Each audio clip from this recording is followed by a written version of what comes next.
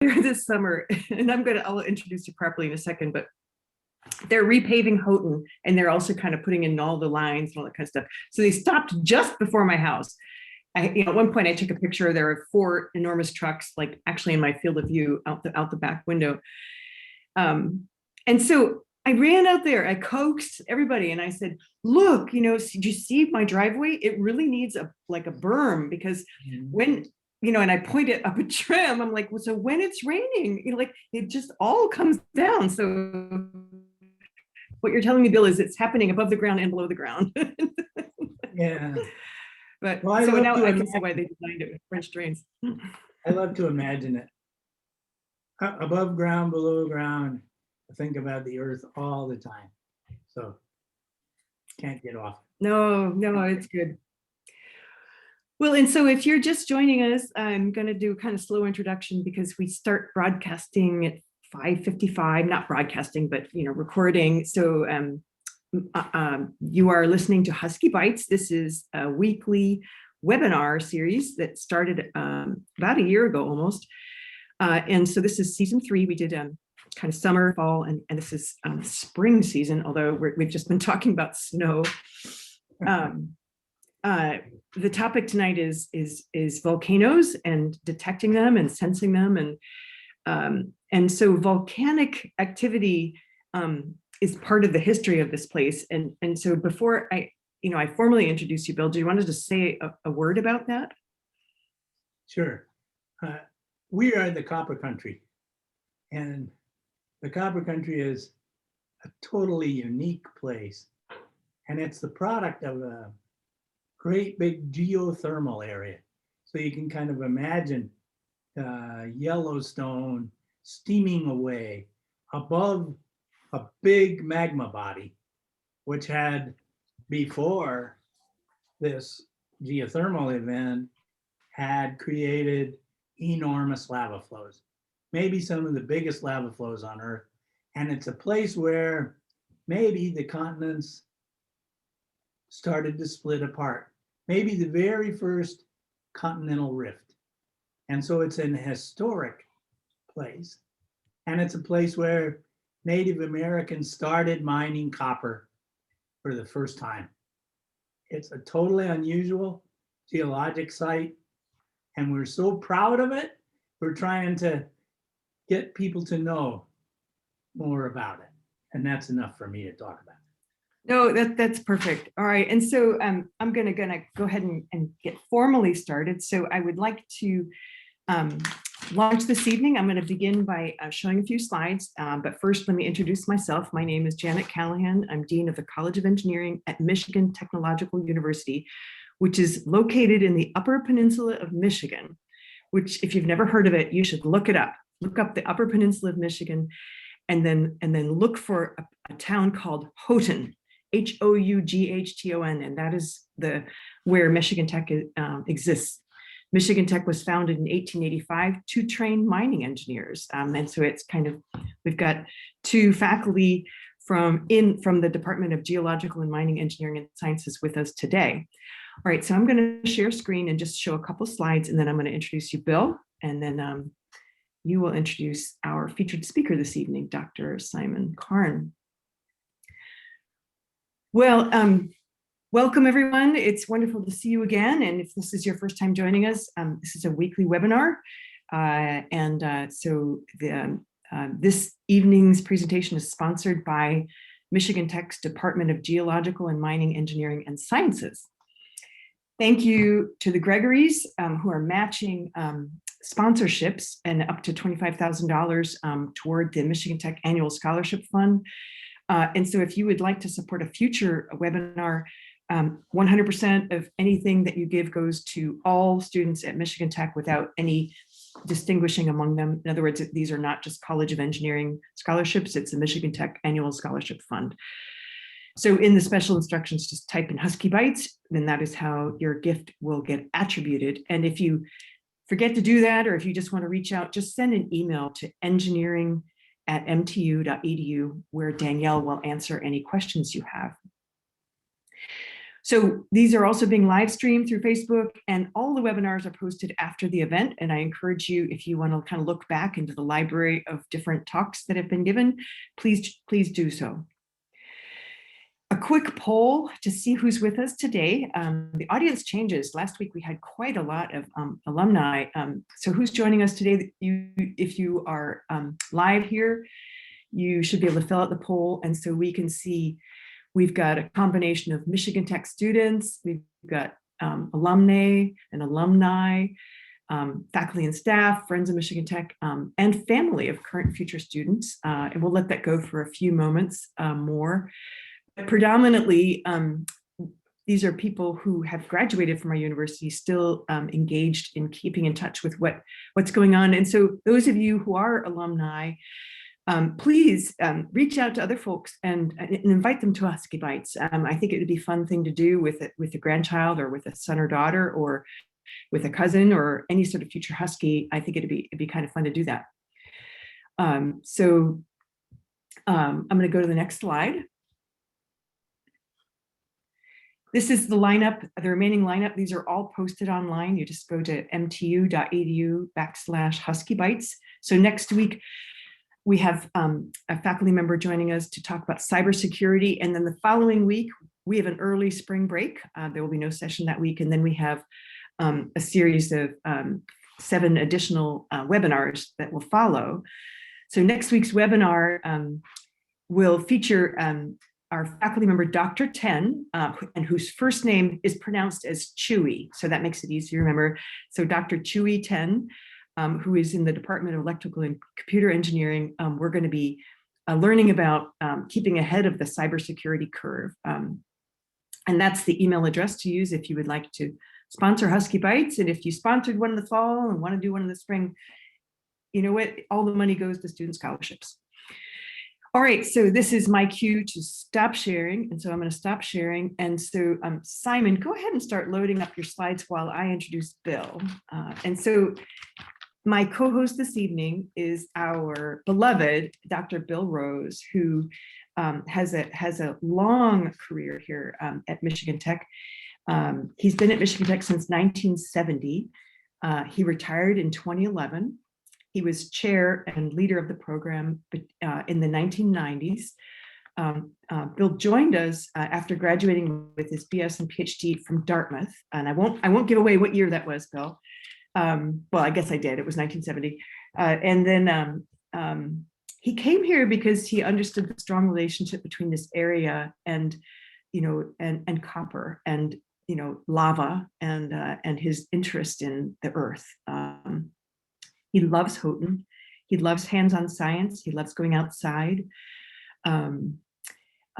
His dual major as an undergraduate was geology and geography. So there's a mix going on in both those disciplines. And maybe someone could ask a question about what's the difference between those in the Q&A. And by the way, you can load a question at any time in the Q&A, which is one of the features in Zoom. Just type in your question, and at the end of the webinar, both Bill and Simon will be available to answer questions. And so when I asked Bill what accomplishment he was most proud of, it almost made me cry. Bill said, I am so most proud of my students. And that's, I think, really just resonates with everyone here at Michigan Tech. That's why we're here.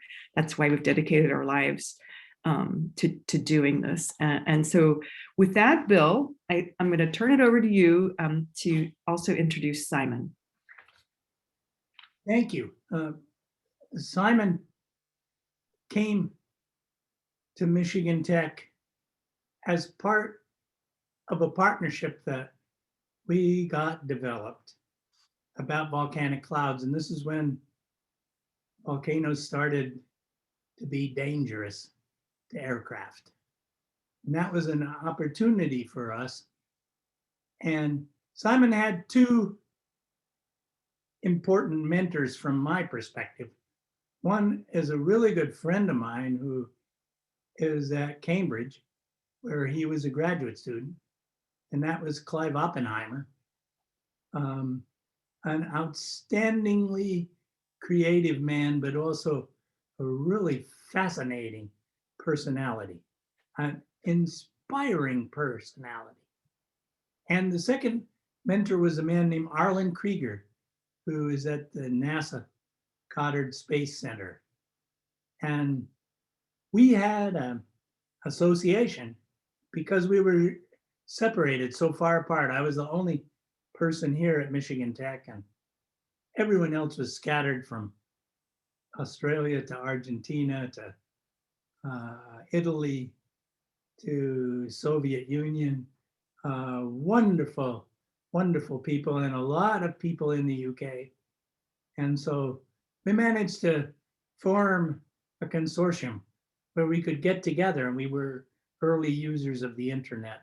And so I got to know Simon, and this was a long time ago. It goes back to 1977, I think, when I first met him. But we got together for many years, so I got to know him. And then eventually, at the right time, Michigan Tech decided to support the effort we had made in volcanology for a long time. We produced, because they got so many great students, we produced students who were leaders all over the place. And so they decided to support volcanologists and bring them into our program. And there were a lot of people that deserved credit for this. There was an initiative about hiring really outstanding people from all over the world. And that's how Simon got in.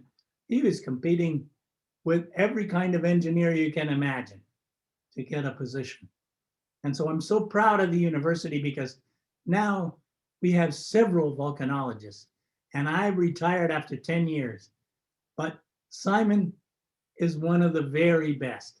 He pioneered communication among the volcanic cloud group, and he's exemplary. Well, he's carrying the mantle. Academic. He's carrying the mantle. Well, but so is so is Greg Waite, and so is Chad Deering, and so is Thomas Ullman. We have an amazing group of people working on volcanoes now, much more than we ever had when I was here. So let me give it to Simon now. That's enough. I could go on and on. Well, I was trying to carry out a pun. He's carrying the mantle. Uh, All right, Simon, you have the floor. I'll stay muted now, I promise. Yeah, thanks, Bill, and thanks, thanks, Janet, for the introduction. Thanks, Bill, and a lot to live up to, obviously. And yeah, I mean, like Bill said, it's it's always been a great tradition of Michigan Tech volcanology, and Bill started it all, so we're sort of continuing his tradition. So what I'm going to talk about is, like the title says, sniffing volcanoes from space. We're not literally sniffing, of course. We're talking about measuring volcanic emissions from satellite. So I'm going to tell you a bit about how how that works, what things we can see, and the sort of significance mostly for the atmosphere and climate. I'm going to sort of focus on that. And I want to start also by just acknowledging, a lot of my work is funded by NASA. And I worked for a long time with colleagues from NASA Goddard Space Flight Center and still work with them. And also lately with people from Environment Canada. So it's obviously, like all science, it's a big, it's a collaborative effort. So, my talk is going to be about volcanic eruptions. So I just spend a little bit of time, describing what a volcanic eruption is. Volcanic eruptions, they start off, we have liquid rock or magma beneath the surface of the Earth. It contains gas, dissolved gas. As the magma rises towards the surface, the gas bubbles, grow in size and they expand. And eventually they become so large, they blow the magma apart and it fragments. And it forms a big eruption column above the volcano, which can rise to great heights in the atmosphere. And just on the right, I've got some recent examples of some of these sort of spectacular eruption columns from places like Chile. There's a couple from Chile here. There's one from Russia and down here, and there's one from Iceland. So, we get typically every year or so, a fairly big eruption happens, and they often make the news. You've probably seen pictures like this. So they're all pretty spectacular. But as a volcanologist, well, the questions we get asked, or I get asked a lot, is, how big is this eruption? How high in the atmosphere does it go? Will there be any climate impacts? There's something that people are interested in right now. Very topical, of course, climate change, things like that. And so, when we talk about eruption magnitude or size, what we refer to typically as volcanologists is the amount or the mass or the volume sometimes of the solid material emitted. So in this picture in the background here, this picture actually shows the Pinatubo eruption in the Philippines in June 1991, which is it's the second biggest of the 20th century, and one of the biggest in the last recent decades, and is a very significant event. I'll come back to this later on in volcanology because of the climate impacts it had. So we usually talk about, you can see in this picture that the gray stuff is the ash emissions, right? That's the solid material, and Bill's done a lot of work on that and the hazards due to ash, but also the gas emissions, which is something you can't see in this picture. The sort of invisible gas emissions have determined to a large extent some of the other impacts on climate. So I'm going to focus most on how we measure the gas emissions in these kind of eruptions. So just to go to a little bit about my background, just to get a bit of a segue here. So I was educated in the UK, a place where we have no domestic volcanoes. We got some active volcanoes in overseas territories, but most of the time we have to sort of borrow other people's volcanoes for studying. As Bill said, lots of great volcanologists come from the UK, but it's not a very active volcanic place. And what really turned me on to volcanoes was when I did my master's degree actually in France. Down in central France, a place called Clermont-Ferrand, and that was in '94. And this is kind of significant from a Michigan Tech perspective as well, because lately Bill set up a master's exchange program with Clermont, the university there, about 10 years ago. So we had a lot of students exchange, which is quite exciting because I was there as a student. But if you go to this part of France, it's a beautiful area, and you see lots of things like this. You see lots of it's a volcanic region, so you can we can recognize these as volcanoes because they're cone shaped, like the thing behind my head here, and they have craters and so forth. But they look sort of fairly dormant. These are not particularly active volcanoes, even though from a geological perspective, these are actually what we might call active. The last eruption in this area was about 6,000 years ago. And so we as geologists, we would actually classify those as potentially active. So this leads me on to my first poll question here. How many active volcanoes are there on Earth? And when you think about this question, you have to imagine that as volcanologists or as geologists, we say a volcano is active if it has erupted in the last 10,000 years or so. So there's 4 choices there. So the 4 choices are 14, 140, 1400, 14,000, right? And so, all right, I'm just going for C. I mean, that's just gut instinct here, because I have no idea. I have no idea. And professors always bracket the right answer. We'll see if you did. Well, you were right, Janet. Yeah, you are correct. It's around 1,400, we think, active within the last 10,000 years. Yeah, and this doesn't include. There's lots of volcanoes beneath the surface of the ocean, submarine volcanoes. This doesn't include all that stuff. This is just the ones above the surface. But yeah, about 1,400. So it looks like everyone did a good job there. Quite a few votes for 14,000. I can just get rid of this poll myself, I think, right? Yeah, okay. So, so moving on.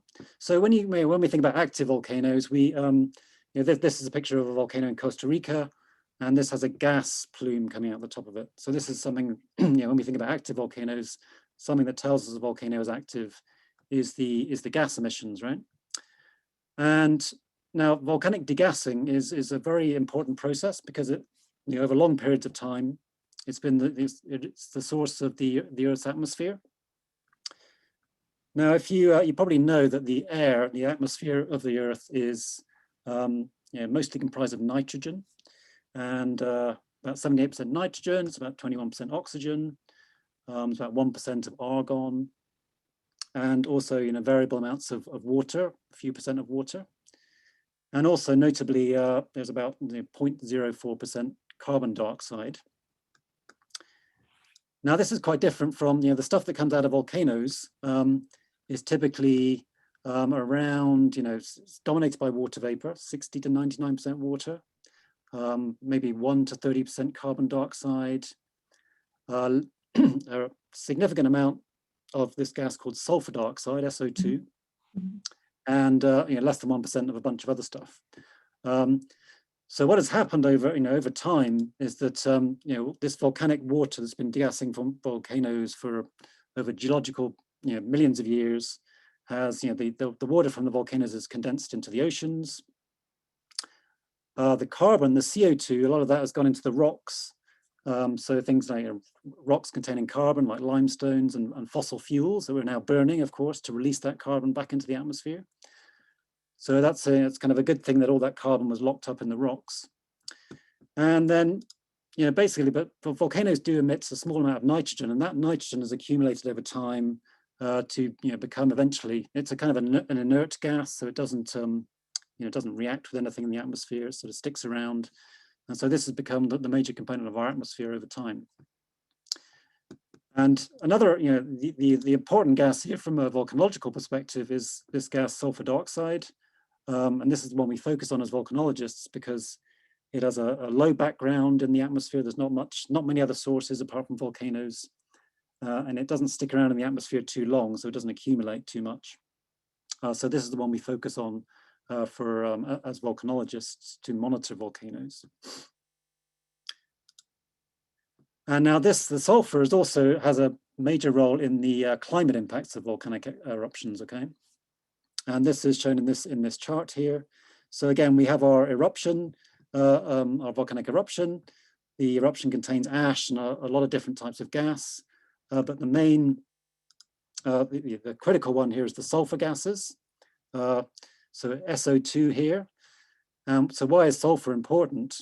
And the reason for that is because it converts to what we call sulfuric acid aerosol. Okay, so the sulfur in the volcanic eruption converts over time to H2SO4, which is sulfuric acid, and these form tiny drops, essentially tiny liquid drops of acid that can stay resident in the atmosphere for many years if there's a big eruption. And what these little droplets do is that they reflect the solar radiation, the sunlight, okay? Essentially acting as like a big mirror in the atmosphere. So they reduce the amount of sunlight that gets down into the lower atmosphere.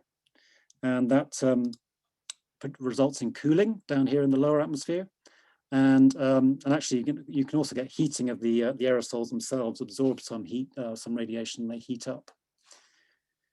So that's the critical effect of volcanoes on climate, is sort of mediated by the sulfur gases, the SO2 particularly. And in order to impact climate, these sulfur gases need to reach the highest level, well, what we call the stratosphere of the Earth, which is the point above around between 10 to 17 kilometers above the surface. Okay, so they have to reach that high because that extends the lifetime, and the lifetime at that level can be several years. Okay, just a test of if you're paying attention, here's another question. So what is the major component of most volcanic gas emissions? So hopefully the poll will appear.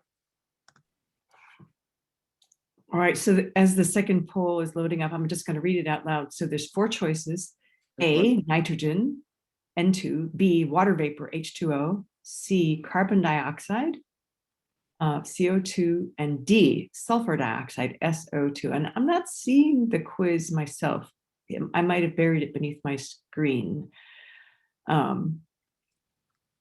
Sorry, I think that one did not get loaded. Okay, all right.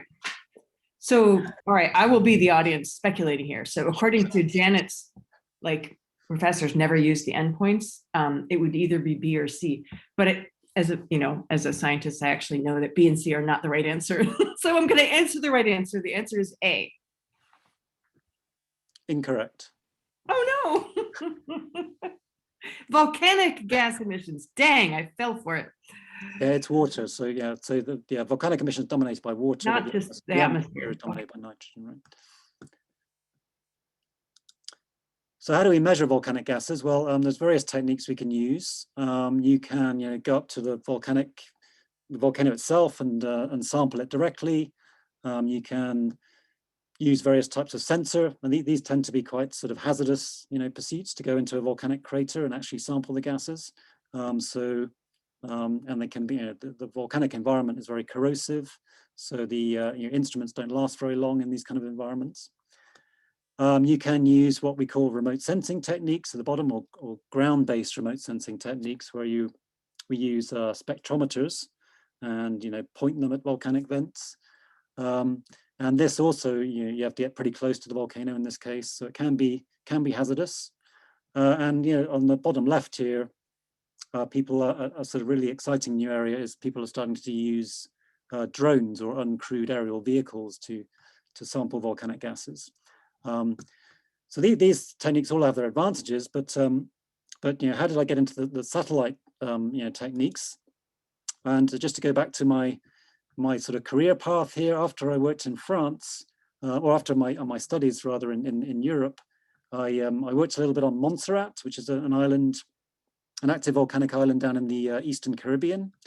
And that's where I sort of first got interested in volcanic gas emissions and monitoring of gas emissions.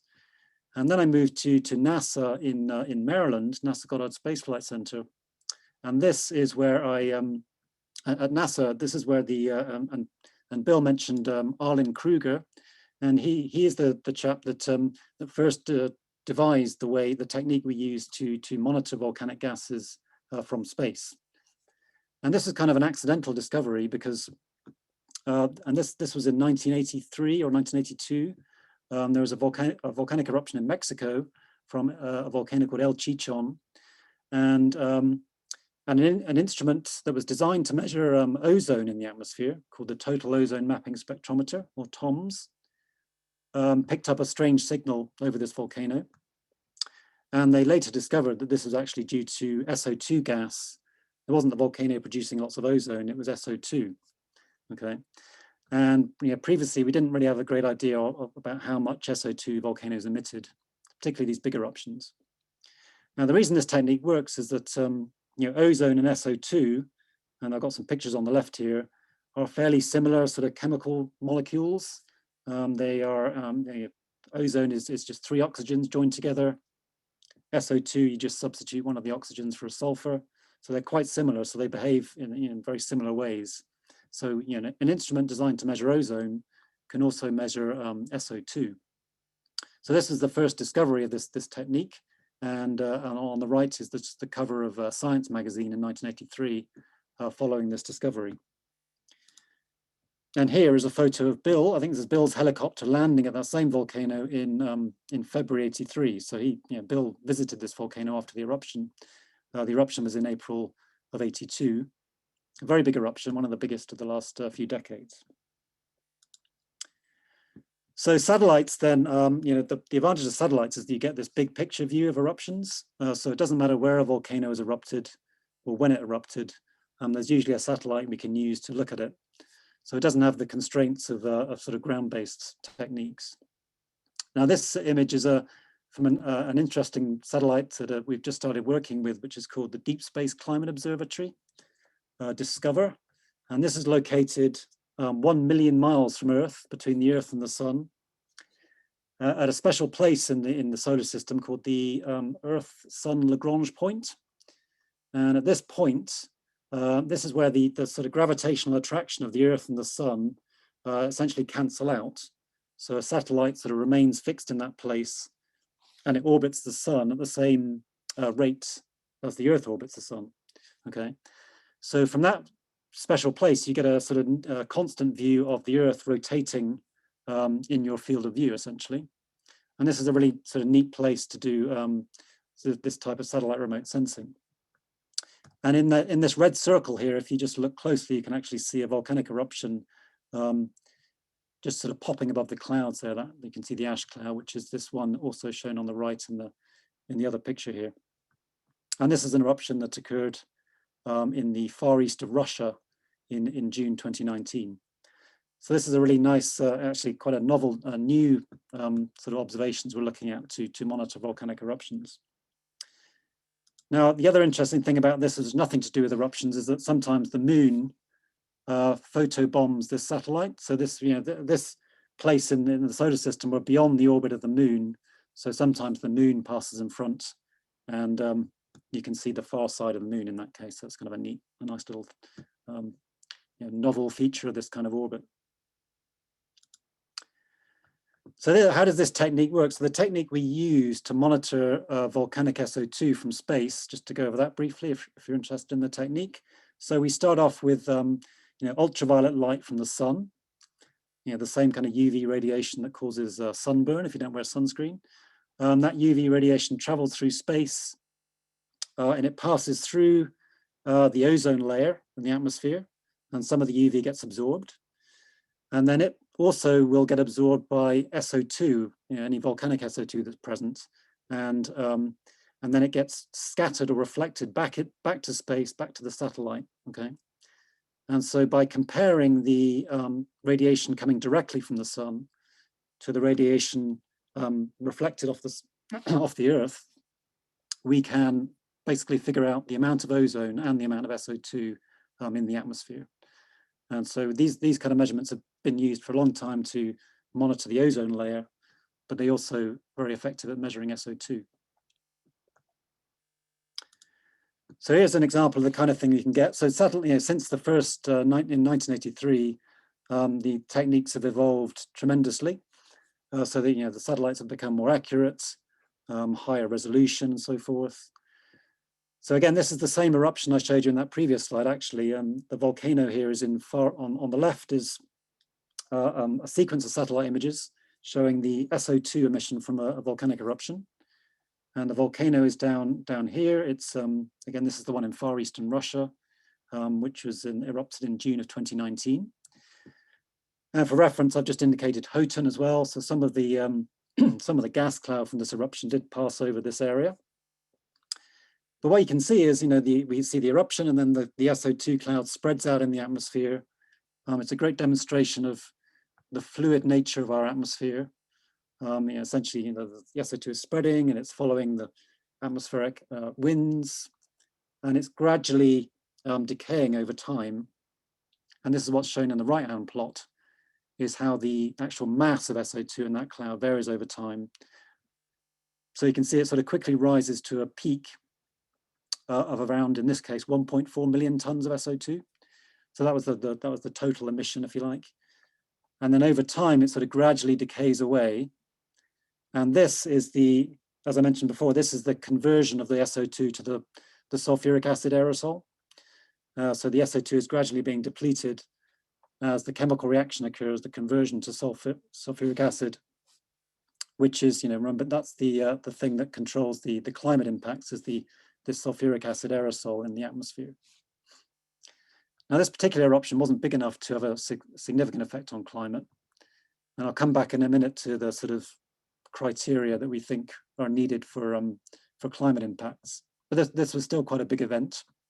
And, we see something of this size typically once every few years, maybe, on average. So something else we've been able to do with the satellite measurements is to identify, so we've, some of my more recent work has been identify all the strong sources of this SO2 gas on the surface of the Earth, basically, using many years of satellite data. So these maps are basically showing sort of hotspots, if you like, of SO2 emission from around the world. So we've got Indonesia up here, which is one of the most volcanically active country on Earth. Many active volcanoes in Indonesia. Down in the bottom right, we've got some volcanoes in Papua New Guinea and Vanuatu, which is in the southwestern Pacific. And the top right is a place called the South Sandwich Islands, which is a very remote place in the South Atlantic. Nobody lives here, just mostly penguins in this place. So it's a very remote spot. But again, that's the advantage of the satellite measurements, is that we can sort of look everywhere and we're not constrained by field measurements. So this has been sort of a major result of our recent work. And we figured out that all these volcanoes combined, they emit around 23 teragrams of SO2 per year. A teragram is the same as 1 million tons. Okay, so that's around 23 million tons of SO2 per year coming out of all the volcanoes on Earth in the last 10 years or so. Okay, so again, to see if you're paying attention, which country, the next poll question, which country has the most historically active volcanoes? Is it Chile? Is it Japan? Is it the USA, or is it Indonesia? And you may know this already.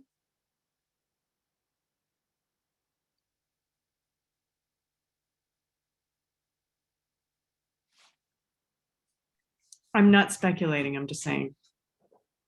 I did mention it in passing, I think, but this is a place where Bill has worked a lot, and I actually did my PhD in this place. And it looks like everyone, yeah, it is in fact Indonesia, yeah. Now you might see somewhat different answers to this question. It depends on how you define the historic period. Some periods, some countries have longer historic periods than others, but Indonesia is generally regarded as the place with the most historically active volcanoes. So well done, everyone. Okay, so now going back to, so I'm going to go back to Pinatubo now and just show you. So again, just to show the advantage of satellite imagery. Satellite imagery gives us this big picture view, and it's the only way to look at really big volcanic eruptions. So this is just a sequence of imagery showing the Pinatubo eruption in June '91, which, as I mentioned before, is the biggest eruption. It's the second biggest of the 20th century, and the biggest eruption since we've had satellites, basically. And now the interesting thing about this eruption, which was in the Philippines, so you can see the Philippines outlined in red here. And at the same time this eruption was going on, there was a typhoon.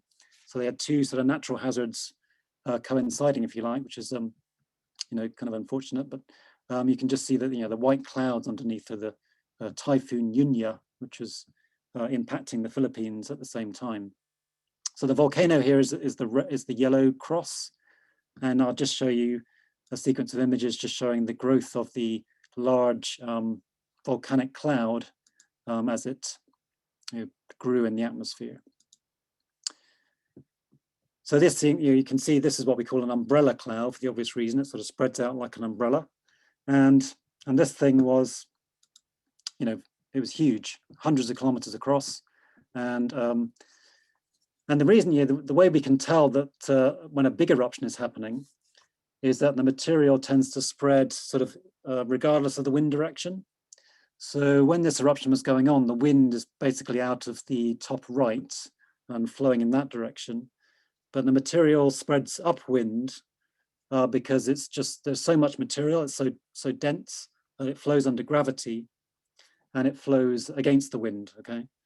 So the way we can tell if there's a really big eruption is if it starts to do this flowing up against the wind rather than just being sort of transported passively downwind. So like I said, this is the biggest one, biggest eruption of the satellite era. Now this is the SO2 emissions from that eruption. And this is kind of interesting because this was worked on by one of my predecessors at Michigan Tech, Greg Bluth. He did some of the early work on this. And so this cloud we calculated contained around 13 to 17 teragrams. And again, that means million tons of SO2. Okay, so a large amount. This is all this gas is erupted from the volcano into the atmosphere, around 13 to 17 million tons of SO2. And the SO2 cloud was pretty large here, and it drifted off from the volcano, it drifted around the world and spread out. And this eruption did have some climate impacts. So what do those climate impacts look like? So typically, what we see after these kind of Pinatubo-sized eruptions, and this are observations after several eruptions of a similar size. What we expect to see, and this is what happened after Pinatubo, is you see the E here is the eruption time, and you see a sort of a small decrease in global temperatures, global average temperatures of maybe a fraction of a degree Celsius after the eruption, okay? And it tends to be highest in the second year after the eruption, and then it sort of recovers back to the pre-eruption level, okay? So that's typically what we expect after these kind of sized eruptions, is a small but significant reduction in global temperatures as the aerosols reflect the sun's radiation away over that period. Then after a while, the aerosols get washed out of the atmosphere and sort of things return to normal, basically. And the right-hand plot just shows, so we've had in the last sort of 50 years or so, 3 big significant eruptions that have impacted climate. The Agung eruption, Agung is in Indonesia, in Bali. That was in 1963. Then El Chichon, which I already mentioned, in 82, and then Pinatubo in 91. Okay, so that's these are the 3 sort of biggest events of the last 50 years or so. And the other blue line here is sort of a projection of what something might happen in the future. So what do we need to, what does a volcanic, what does a volcanic eruption need to produce to impact climate?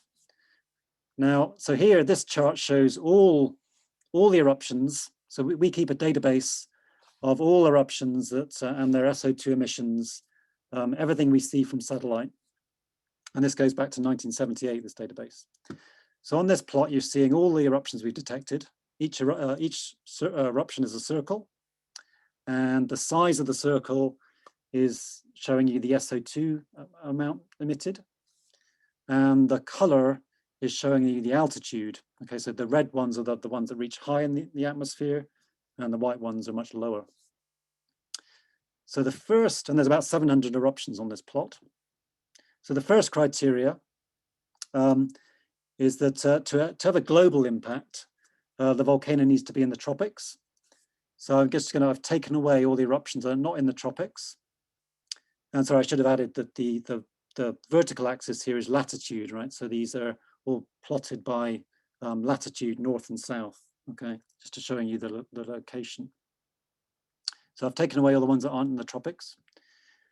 The next criteria is they have to be they have to inject material into the stratosphere. So above around, or in the tropics, the stratosphere is at 17 kilometers altitude. Okay, so it has to go above that height.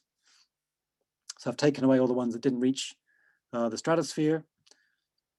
So now we're down to much, only 33 eruptions left. And then the last criteria is that we have to have, we think, to the best of our knowledge, we think that around 5 million tons of SO2 is needed to have a climate impact. And if I take away all the ones that didn't produce that amount, we're just left again with the 2, El Chichon in 82 and Pinatubo in 91, are the only 2 ones that we have that have measurable climate impacts in the last few decades. Okay, so those are the criteria we think are required. Now, if you can go further back in history, of course, we know there are some big eruptions that have had much greater impacts prior to the satellite era. So here's a famous one. This is Tambora, also in Indonesia. And this volcano erupted in 1815 and produced a very large crater here. This caldera is 7 kilometers across and erupted around 30 to 33 cubic kilometers of material. And this is responsible for what we call the year without summer, which was in 1816 when the climate was so cold, especially in certain parts of the world. So, there was snow in Vermont in June. There was, it sounds like summer in the Keweenaw, but this is unusual for Vermont, right? But, they have very low temperatures in New England. So this And we can only estimate the amount of SO2 produced by this eruption because we don't have satellite measurements, of course, but we estimate it around 60 teragrams of SO2. So it's a little bit, it's a few times larger than Pinatubo.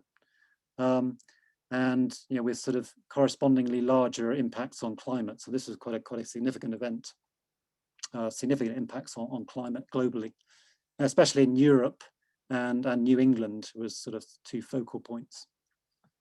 And this is also when Mary Shelley wrote Frankenstein in the very bad weather after this eruption. So it's all sorts of interesting, societal impacts of these things. So just to test if I've taught you correctly, here's another poll. So so what do we need what are the ingredients we need for a volcanic eruption to impact climate? 5 million tons of SO2, injection into the stratosphere, tropical location, or all the above?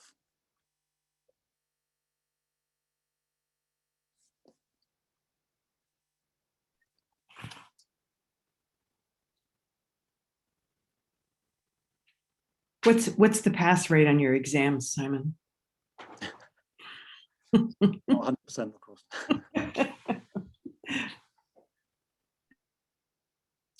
Yeah, so that's right. All of those criteria we think are needed for an eruption to impact climate. Well done.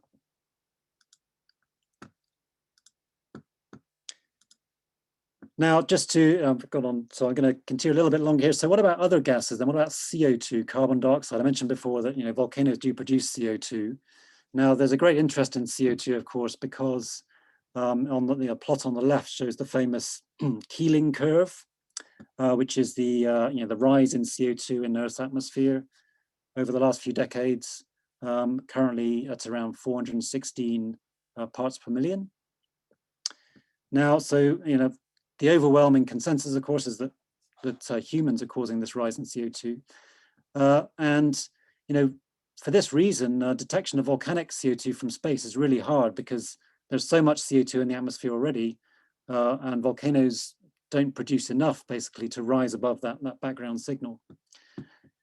Now, that said, some volcanoes do produce enough to be detected from space, and a few years ago we did some work, and we were looking for volcanic CO2 emissions from this satellite called the Orbiting Carbon Observatory, OCO2. And we did find a few places where we can see CO2. But the middle plot down here just shows this is the Los Angeles basin. And when this satellite flew over these huge megacities, we definitely see that the human CO2 emissions do stand out very significantly. Volcanoes are much harder to spot, although we did manage to see a few. So when we tried to measure volcanic CO2, we typically have to go into the field because it's just too hard to measure from space. So one place I was lucky to go to recently was the Kilauea volcano in Hawaii, which has a spectacular eruption in 2018, and this happened, if you know the Big Island of Hawaii, so there's a map of the Big Island of Hawaii here on the right. And this eruption occurred down in the bottom right in the southeast corner of Hawaii. The Kilauea volcano is essentially the entire southeast corner of the Big Island is Kilauea volcano. And this was a big eruption. It emitted around 0.8 cubic kilometers of lava. So, substantial amount, and caused a lot of damage because the eruption happened essentially started in a housing subdivision, and there were lava flows in the streets and destroyed a lot of houses. But the goal of what I went there to do is to try and figure out the CO2 emissions from this eruption. And I also wanted to mention here that we have in Michigan Tech volcano program has a lot of diaspora, right? So the Michigan Tech volcanologists all over the world probably, but certainly within the US, the US Geological Survey has volcano observatories in Alaska, in Hawaii, in the Cascades in Washington State, and also in California, down in Menlo Park. And I think Michigan Tech students have got positions in all those places. And here's Patricia Nadeau, who's one of my ex-students, and she is currently working in Hawaii as the volcanic gas geochemist. and she was obviously playing a major role in monitoring this eruption. And Kilauea also erupted again just recently, you may have seen as well, and she's very busy with that. So when we went there, we did some measurements of the gas emissions, and just a few photos here. This kind of activity is very spectacular, and you can see what you're seeing here is the magma sort of full of gas rising up and bursting, big bubbles of gas bursting at the surface, and creating this sort of spray of material. So these are very gas-rich eruptions usually. But what the measurements of this eruption in particular we discovered was that the Kilauea eruption, in terms of its CO2 emissions, is around about the same size as a single coal-fired power plant. So here's a picture of one from in Four Corners, New Mexico, particularly polluting power plant. And so, around about 15 to 20,000 tons of CO2 per day coming out of the volcanic eruption. It's about the same as a single power plant in the US. So on the grand scheme of things, these eruptions are not particularly significant in terms of global CO2 emissions.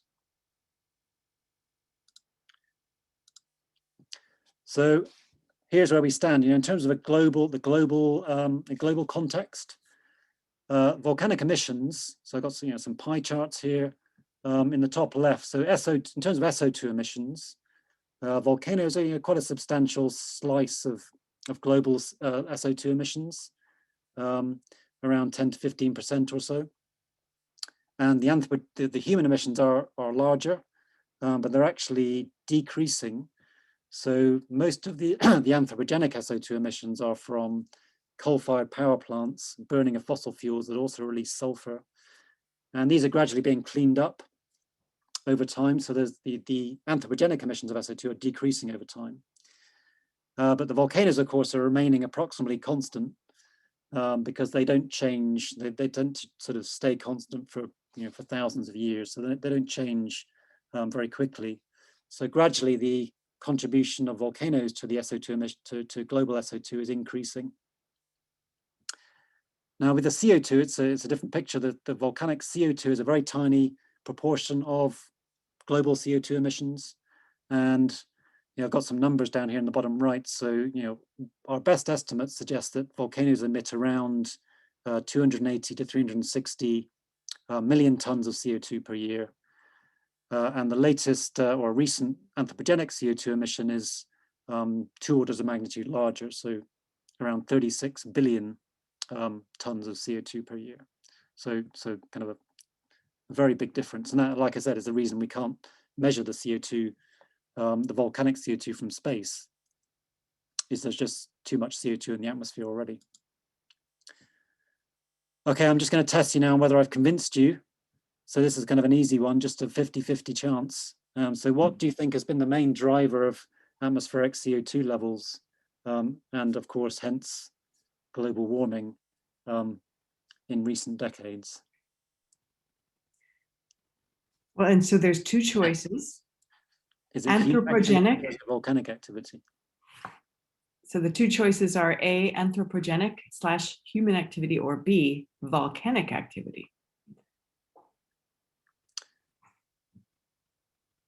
Oh, and there's an overwhelmingly, people are choosing human activity. Well, I still see a few deniers there, but but basically the consensus is that the humans are causing the CO2 increase, not the volcanoes, right?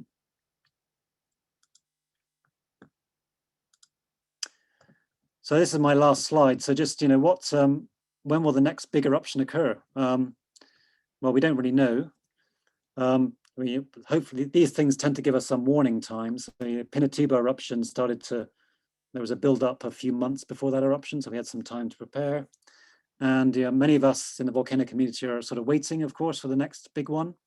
And we don't know exactly how much SO2 it will produce, but we have lots of satellites that will be able to tell us pretty quickly. But like I said, the most likely scenario is that we'll see, like this blue line here, if it's similar to Pinatubo, we'll see a sort of a temporary reduction, temporary cooling, but then we'll probably just return to the business as usual which is the red line, which is just rising, rising temperatures, unless we can somehow, mitigate the human-caused climate change as well. So stay tuned, and I'll stop there, and I'm happy to take any questions. Thank you so much, Dr. Simon Carn. And just a few quick words. Those of you who have questions, use the Q&A feature on Zoom to load up a question, to type in a question. I would like to take this opportunity to thank both of our Michigan Tech professors here. So Dr. Bill Rose, who is Professor Emeritus in the Department of GMES, which is Geological and Mining Engineering and Sciences here at Michigan Technological University, and also Dr. Simon Carn, who is a professor in the GMES department here. Thank you so much for both of your time. Thank you everyone for joining us. We've had an interesting set of questions already asked. And so Bill, please feel free to pick any question you'd like to answer, and you and me can kind of tag team on this, and you too, Simon. So, and we will stay here for questions until 7:15 p.m. and then we call a hard stop. So, all right. So Dave and Martha Adler say hi to Bill and Nano. Did you see this one, Bill? You're muted in case you want to, you're trying to talk. And then, all right, Margaret asks, is it true that you don't see ash emissions and magma or lava emissions from the same eruption? Yep, that's kind of true. So yeah, there are two different types of eruption. So the explosive eruption is the ones that produce a lot of ash. And those are most of the pictures I showed at the start were explosive eruptions. And then the Kilauea eruption at the end is more of a what we call an effusive eruption. And those are the ones that produce lava flows and tend not to produce a lot of ash. So there is, we do distinguish between those two different types, right? There's quite a lot of overlap usually as well, so that's not exclusively the case, but yeah, that's we do distinguish between explosive and effusive, right? All right, and so Bill is unmuted now. So Dave and Martha say hi to you and Nano. Hello, Dave. I'm glad to hear it. Glad to hear it. I'm glad you were able to join. I hope you can hear me. All right, Sue, I created a problem by somehow creating a second Bill Rose. So if you can delete one of them, that would be good. Second Bill, you I do, no, like I'm seeing a second Bill Rose. I don't know, I think I did it, but maybe not. All right, and so we have answered that. Thank you so much. And Bob Carnahan says, please give Bill Rose my sincere regards. He's missed visits with him in the past few years. Sunday AM breakfast and tour of the opening of the mine past the north end. So anyway, Bob Carnan passes on his hello. We love you, Bob. I hope you can hear me. Yeah, no, we can hear you. We hear two of you right now, but no, I think you're back down to one now. So Sid asks, assuming that the water being sucked into the volcano comes from the water table, how much sulfur and other chemicals would seep out into the water table? Yeah, that's a good question. So yeah, some volcanoes, obviously, there's a lot of water, particularly in tropical volcanoes. So yeah, we sort of sometimes distinguish between wet and dry volcanoes. So a volcano that hasn't been active for a while, because when volcanoes are active, they're very hot and they sort of boil off all the water, so they sort of dry out. But volcanoes that have been inactive for a while, they can get pretty wet. And so then, and because a lot of these gases they do dissolve in water. So things like SO2, for example, will dissolve in water, and it sort of doesn't make it to the surface because it's dissolving in the water inside the volcano. So you can, in some cases, and we call this scrubbing, where gas emissions are scrubbed by water in the volcano, and that can be, it can mask a lot of these emissions, particularly if volcanoes have been inactive for a while. So in theory, you could measure you could measure the water coming out of the volcano and the chemistry of the water, and it will tell you something about the activity. All right, I'm going to jump in, and because we've got Bill here, Bill Rose. All right, so Bill, and we saw how the moon kind of photobombed.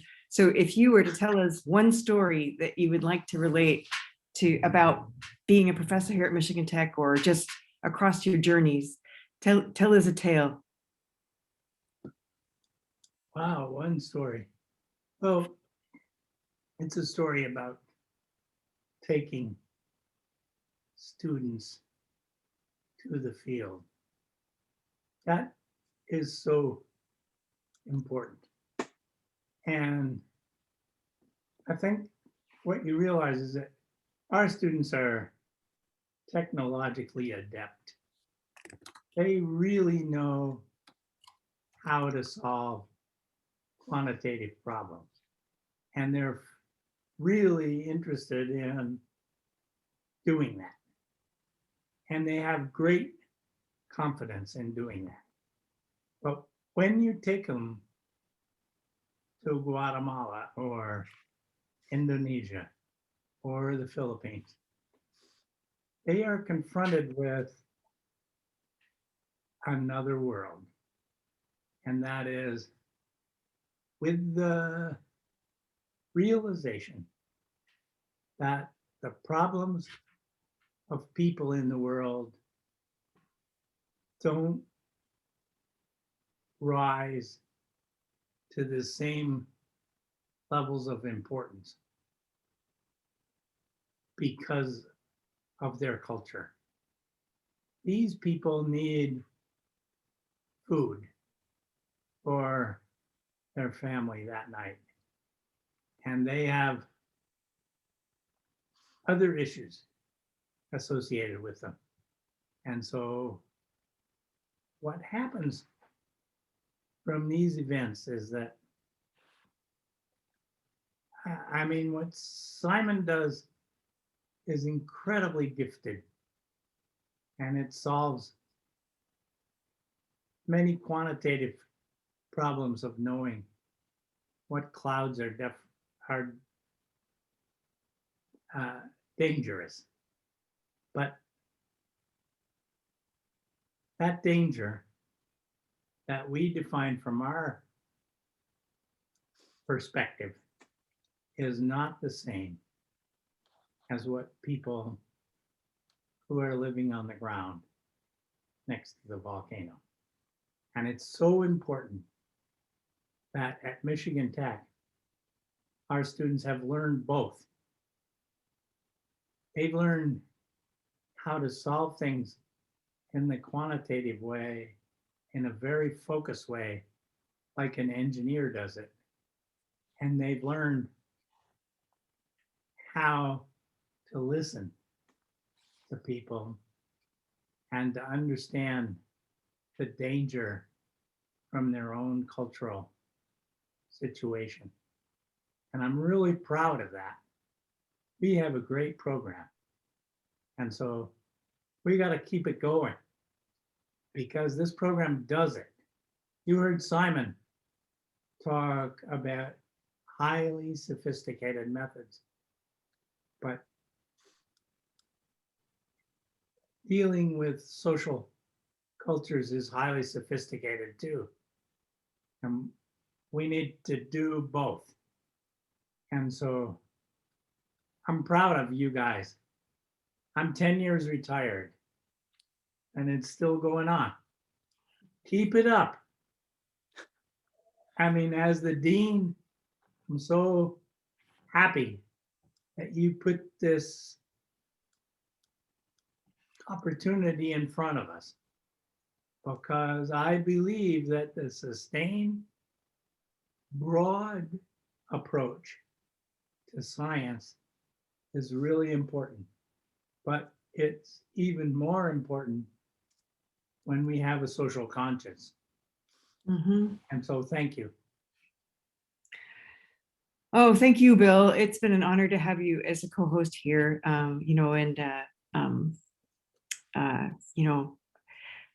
I appreciate so much your dedication to students across your entire career, and your having recruited Simon and many other people to the department, and for there being this really strong research area that doesn't neglect the human experience. I think it's really profoundly important. It's been a life's work. You've left a legacy, Bill, and so thank you so much.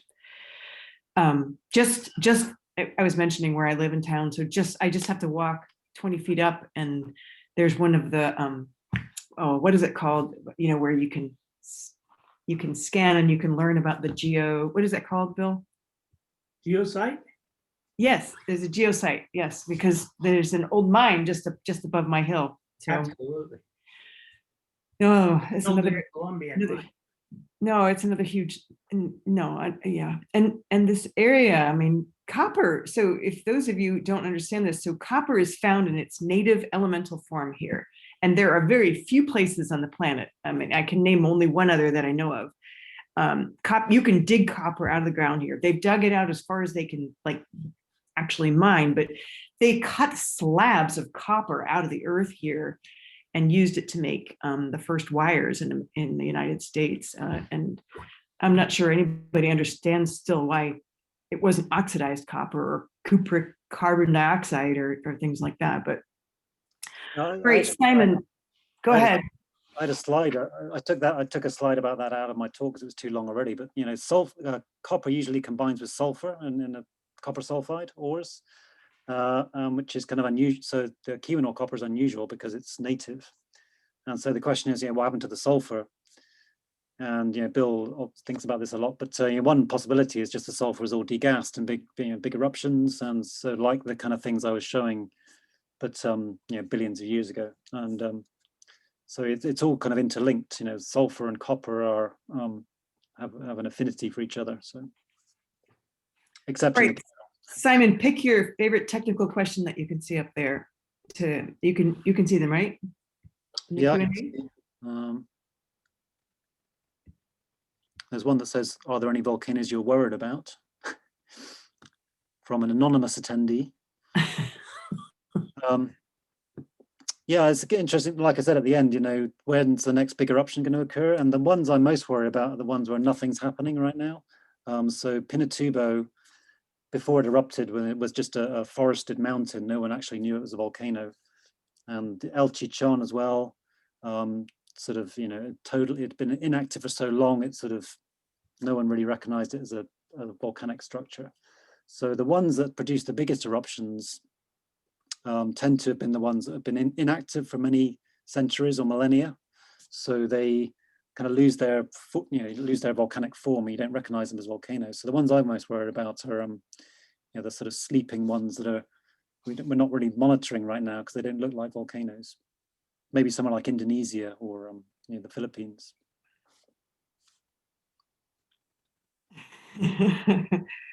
What are the marine sources of SO2? I was curious about that too. Yeah, so that's mostly algae, in sort of things in the ocean that metabolize sulfur, and they, you know, they basically, like, you know, they consume sulfur from the oceans and they convert it into a gas that is released into the atmosphere, and that's quite a significant amount of the sulfur in the atmosphere comes from, you know, those marine sources. I don't know a great deal about that, but it's basically algae. All right, pick your next favorite question, Simon. Ooh, there's one that says, did the eruption of Krakatau create a significant drop in global temperatures? Krakatau is another famous Indonesian volcano. And yeah, it was, so that one was, that erupted in 1883. Famous eruption for many, probably everyone's heard of Krakatau or Krakatoa. Produced a very large, one of the largest noises ever heard, because that eruption produced a huge bang and it traveled around the world several times and was picked up by. But it was kind of similar in size to Pinatubo. I think the sulfur output from that one. So I think it did produce a sort of similar drop in temperatures to Pinatubo. So yeah. Well, and so I'm picking a question here from Toby. Which volcano in the US is most likely to erupt in a dangerous way? Could it be Mount Rainier or what? And then my follow-on question to that is, does it matter where it erupts? You know, I mean, you know what I mean? Relative to the slides you've been showing about the rotation. You mean, it doesn't, the location doesn't matter from the point of view of detecting it for sure. I mean, all US volcanoes are pretty well monitored. A lot of them are monitored from the ground, you know, not just from space. A lot of the sort of remote Alaskan volcanoes and the Aleutian Islands in Alaska, they're monitored predominantly by satellite. But in terms of, you know, the next big eruption in the US, places like, you know, Mount Hood, some of the Cascade volcanoes, Mount Hood, Mount St. Helens, Mount Rainier, they're very dangerous because they're close to pretty large populations, of course, and they have a lot of ice as well. So if there's an eruption, that the ice will melt and produce mud flows. So those are probably the most dangerous volcanoes in the US, are the ones in the Cascade range. And places like, you know, Hawaii erupts very frequently, does a lot of damage, but it's not particularly hazardous to life. Mauna Loa on Hawaii is also another volcano that could have a big eruption at some point. But yeah, I'd say the Cascade ones are the most dangerous. All right, and so here's a question for Bill. What is the most fascinating field work you have ever done? Wow.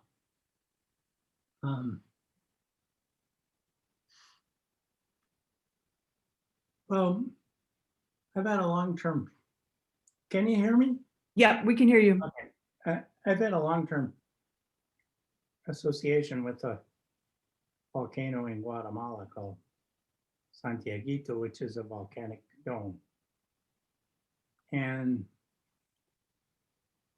it's a kind of competition between me and the volcano as to how long we live. Part of my goal, I mean, when I first went to volcanoes, I wanted to find places where activity continued. And so when I would arrive after much planning, too little time, and very too little money, I would be able to do something that was useful. And this volcano has performed very well. It's still doing the same thing that it was doing 50 years ago. A miracle. And we use the word tantric, which is for some people a bad word, but I think it's perfect for Santiaguito. It's just barely erupting, and it's got a conduit, which is like a vertical tube, which is sliding upward. And every time it slides, which is about once an hour, it has a little explosion. And that's not all. It's got a vantage point, which is 1,200 meters above the vent. So you can travel to the vent and you can look straight down the gazoo. And about 8 years ago, I don't know if that's the right number of years. Don't hold me to that. Maybe it's a alternative truth, but whatever you want to call it. There was a man, Jeff Johnson is his name. He's a great professor at Idaho State. I have so many friends in this field across the world, and he's one of them. He decided to have a workshop there where we all went with our geophysical instruments and we looked down the gazoo and all over the side of it at the same time. And that was the greatest.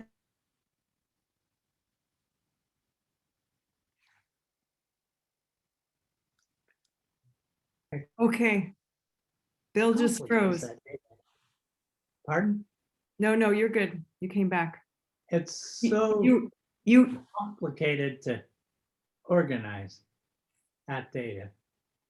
There was 66 of us, all volcanologists from around the world. I'm so proud of our group because we early figured out how to use the internet. And so we were able to coordinate our experiments to the microsecond cool. at the time of those observations. And every hour we had an eruption. And so it's still been a long time since that happened. But Jeff is going to make that happen. And the ability to integrate geophysical, geological, geodetic information all at the same time is what we need to do. And it's such a challenge. And if you want to justify why science funding is important, here's where you do it. That was the National Science Foundation. It was a small amount of funding, but a very gifted effort. And so credit to him. And I was so happy. I mean, what I did is that I'm an old guy, long retired and stuff. So I got to join this group. And after they were talking about it, they were in a little hotel in Quetzaltenango in Guatemala, which is an incredible place, another world for all of us. You can't believe how different it is. But we were sitting around the table talking about this discussion, and I got to contribute what my long-term perspective is. And I feel so happy that we did that. And so this whole business of interacting in science, the tradition of Alexander von Humboldt, is something we need to do. And so help us, Michigan Tech people, help us do this, because we have the network of people that can do it. And we have the will, and we really have the talent. We do. No, totally we do. Bill, so thank you so much for having been co-host. And Simon, I'm just going to ask you to give some concluding remarks in just a moment. We're, I call a hard stop. There's so many questions everybody has. It's really hard to do it at 7:15, but I want to thank everyone for joining us this evening.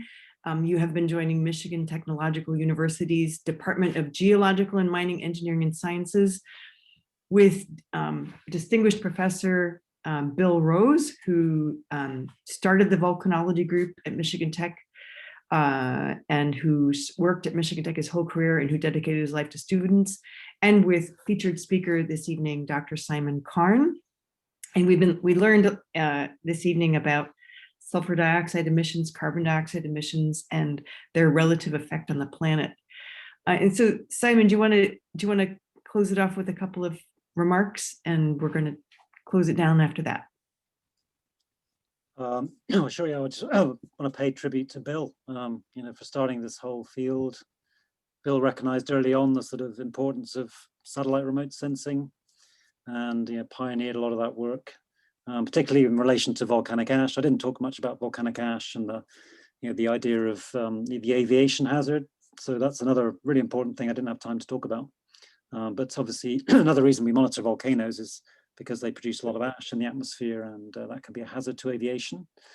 And so, yeah, just, Bill has been a great inspiration for a lot of people, including me.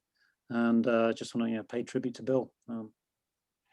No, all of us. Thank you both. Thank you so much for your time this evening. Thank you for your quest for knowledge. And thank you, audience, for joining us. And we'll see you next week. Good evening.